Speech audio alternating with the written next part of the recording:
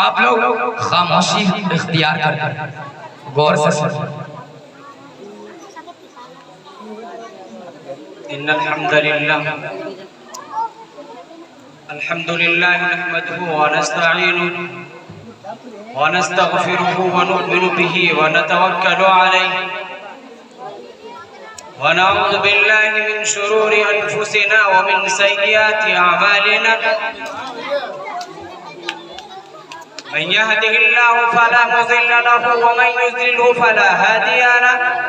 ونشهد أن لا إله إلا الله وحده لا شريك له ولا نظير له ولا وزير له ولا مشير له ولا معين له وصل على سيد الرسل وخاتم الأنبياء المبعوث إلى كافة للناس بشيرا ونذيرا وداعيا إلى الله بإذنه وسراجا منيرا أما بعد فأعوذ بالله من الشيطان الرجيم بسم الله الرحمن الرحيم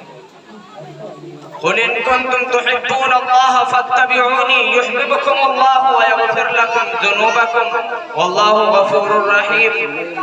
صدق الله العظيم وقال النبي صلى الله عليه وسلم من أحبني كان معي في الجنة أو كما قال عليه الصلاة والسلام حضور آئے تو سر آخری نشب آ گئی دنیا اندھیروں سے نکل کر روشنی میں آ گئی دنیا بجھے چہروں کا رنگ اترا سیاہ چہروں پہ نور آیا حضور آئے تو انسانوں کو جینے کا شعور آیا قدم قدم پہ رحمتیں نفس نفس پہ برکتیں جہاں جہاں سے وہ شفیع آسیہ گزر گیا اور جہاں نظر نہیں پڑی وہاں ہے رات آج تک وہی سحر ہوئی جہاں جہاں گزر گیا برادران اسلام اور واجب التکریم بزرگوں اور دوستوں پردہ نشی میری مائیں اور بہنیں یہ ربیع الاول کا مہینہ ہے اس مہینے میں عام طور پر مسلمان آپ صلی اللہ علیہ وسلم کو ولادت کو بطور خوشی کے مناتے ہیں یہ ربیع الاول کا مہینہ ہے اس مبارک مہینے میں سید ابرار شہنشاہ ذی وقار آقا نامدار شفیع المذنبین سید المرسلین حبیب خدا احمد مجتبی محمد مصطفیٰ صلی اللہ علیہ وسلم کی ولادت بسعادت ہوئی حضور صلی اللہ علیہ وسلم کی ولادت طیبہ کا ذکر کرنا نہ صرف یہ کہ عبادت ہے بلکہ کل آخرت میں نجات کا بھی ذریعہ ہے حضور صلی اللہ علیہ وسلم کی ولادت طیبہ کا ذکر کرنا نہ صرف یہ کہ عبادت ہے بلکہ کل آخرت میں نجات کا بھی ذریعہ ہے حضور صلی اللہ علیہ وسلم کی پیدائش حضور صلی اللہ علیہ وسلم کا بچپنا حضور صلی اللہ علیہ وسلم کی جوانی حضور صلی اللہ علیہ وسلم کی نبوت حضور صلی اللہ علیہ وسلم کی دعوت حضور صلی اللہ علیہ وسلم کی عبادت حضور صلی اللہ علیہ وسلم کی عادت حضور صلی اللہ علیہ وسلم کی سیرت حضور صلی اللہ علیہ وسلم کی شکل و صورت حضور صلی اللہ علیہ وسلم کی حسن و جمال حضور صلی اللہ علیہ وسلم کے اخلاق و کردار حضور صلی اللہ علیہ وسلم کا اٹھنا بیٹھنا حضور صلی اللہ علیہ وسلم کا چلنا پھرنا غرض آپ کی زندگی کی ہر حرکت و سکون کا مذاکرہ کرنا اس کے لیے محفل قائم کرنا اس امت کے ہر شخص پر واجب ہے بلکہ میں تو یہاں تک کہتا ہوں کہ آپ سے نسبت رکھنے والے تمام چیزوں کا ذکر کرنا حضور صلی اللہ علیہ وسلم کے اہل بیت حضور صلی اللہ علیہ وسلم کے قبیلے حضور صلی اللہ علیہ وسلم کے بستی حضور صلی اللہ علیہ وسلم کے شہر حضور صلی اللہ علیہ وسلم کے محلہ گلی کوچوں حضور صلی اللہ علیہ وسلم کے لباس حضور صلی اللہ علیہ وسلم کے حمامے حضور صلی اللہ علیہ وسلم کے تلواریں حضور صلی اللہ علیہ وسلم کی سواریاں بلکہ آپ کی سواریوں سے اڑنے والے گرد و غبار کا بھی ذکر کرنا اس امت کے لیے اکثیر ہدایت ہے تو میں یاد کر رہا تھا یہ ربیع الاول کا مہینہ ہے اس مہینے میں عام طور پر مسلمان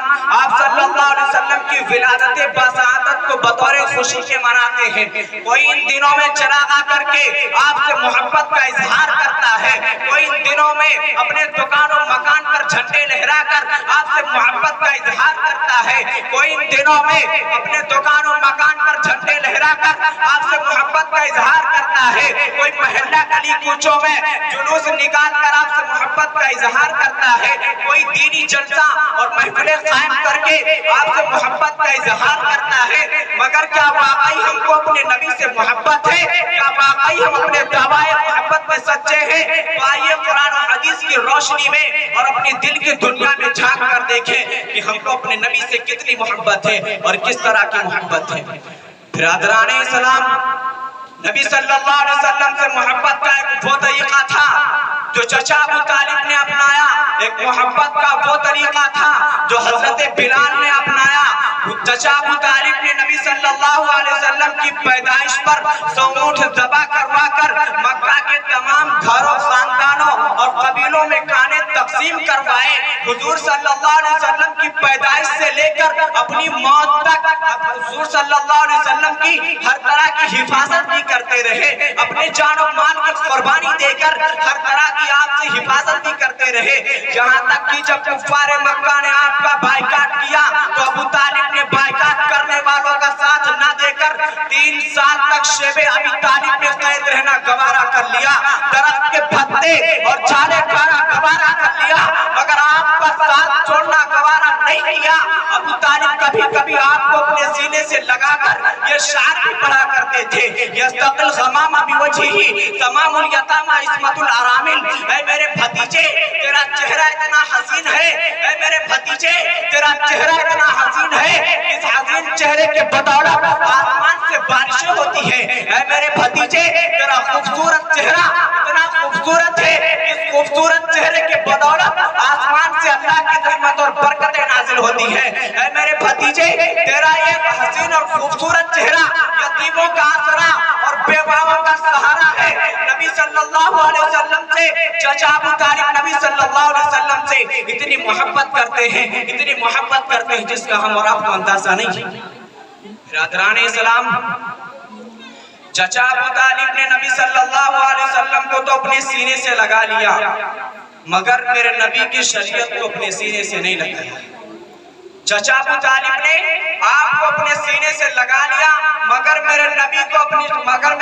کی شریعت کو اپنے سینے سے نہیں لگایا، جس کی وجہ سے کل قیامت کے دن ان کو جنت نہیں مل سکے گی، کل قیامت کے دن ان کو بخشش کا پروانہ نہیں مل سکے گا۔ اور سنو، ایک وہ شخص ہے جو نبی کے گھر اور خاندان کا نہیں، وہ نبی کے شہر اور ملک کا رہنے والا نہیں، اس نے اپنی پوری زندگی میں کبھی بھی نبی کی شان میں کوئی شعر نہیں پڑھا، اس نے اپنی پوری زندگی میں کبھی بھی جشن عید میلاد النبی نہیں منایا، اس نے اپنی زندگی میں نبی کی محبت میں کبھی جلوس نہیں نکالا،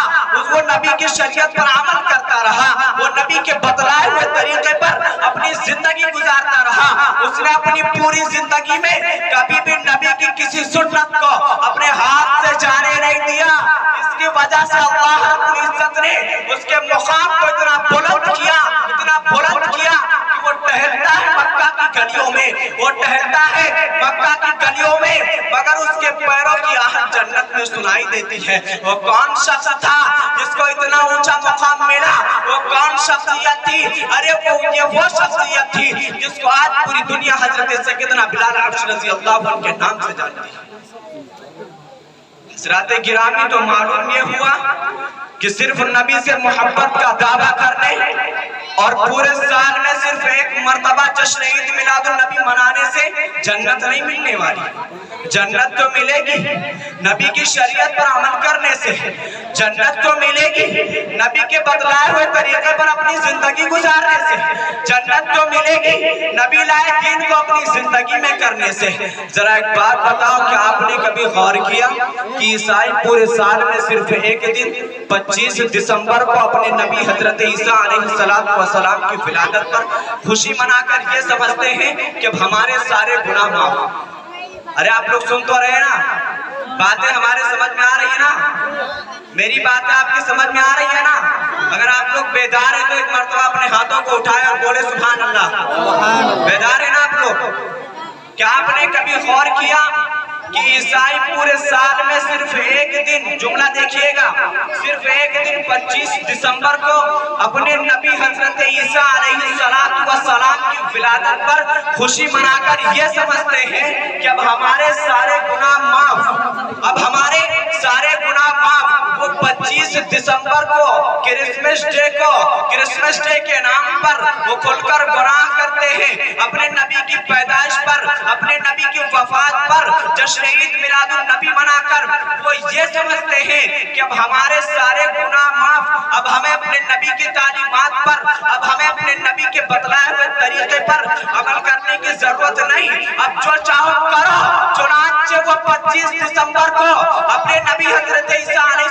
السلام کی ولادت پر، وہ 25 دسمبر کو کرسمس ڈے کو وہ کھل کر گناہ کرتے ہیں، شراب وہ پیتے ہیں، زنا وہ کرتے ہیں، زنگریلیاں وہ مناتے ہیں، ناچ گانے وہ کرتے ہیں، قرض نہ جانے وہ کس طرح کرتے ہیں جس کو ہم اور آپ سوچ نہیں سکتے، اس لیے کہ انہوں نے اپنے نبی کی ولادت پر خوشی منا کر اپنے سارے گناہ معاف کرا لیے ہیں۔ برادران اسلام، بات لمبی ہے، بہت کچھ کہنا تھا لیکن وقت دامن گیر ہے، صدر صاحب کے طرف سے بولنے کی اجازت نہیں ہے، اسی لیے میں اپنی بات کو یہیں پر ختم کرتا ہوں، اور اللہ رب العزت سے دعا ہے کہ اللہ تعالی ہم سب کو ان خرافات سے بچنے کی توفیق عطا فرمائے، آمین۔ اللہ ان تمام فتنوں سے بچنے کی توفیق عطا فرمائے، آمین۔ آپ صلی اللہ علیہ وسلم کے طریقے کو اپنے زندگی میں کرنے کی توفیق عطا فرمائے، آمین۔ وآخر دعوانا ان الحمدللہ رب العالمین۔